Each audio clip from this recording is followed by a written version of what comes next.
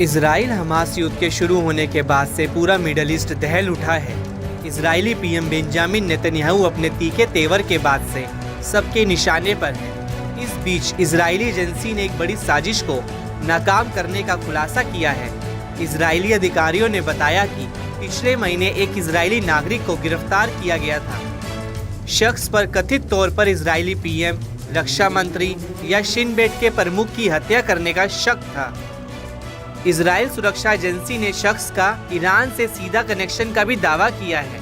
Shin Bet और Israel police ने साझा बयान जारी कर कहा कि संदिग्ध को ईरान में 2 बार तस्करी करके लाया गया था। तेहरान की ओर से मिशन को अंजाम देने के लिए उससे पैसे मिले थे। संदिग्ध दक्षिणी शहर अश्कलोन का 73 वर्षीय मोती मामन है। वह एक बिजनेसमैन है जो लंबे समय तक तुर्की में रहा, जहां उसके तुर्की और ईरानी नागरिकों के साथ व्यापारिक और सामाजिक संबंध थे।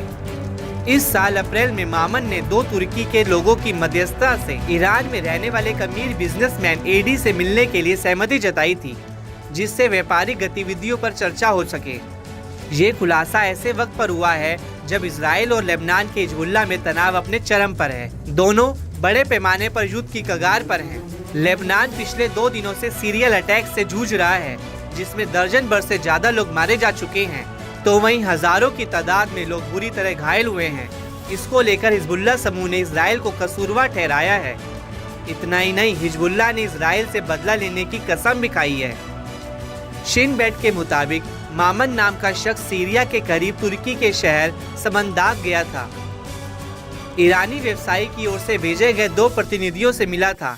जब ईरानी व्यापारी तुर्की में मिलने के लिए ईरान से बाहर जाने में असमर्थ हो गया, तो मामन ने पूर्वी तुर्की शहर वान के निकट एक रोडवेज के जरिए ईरान में दाखिल हुआ।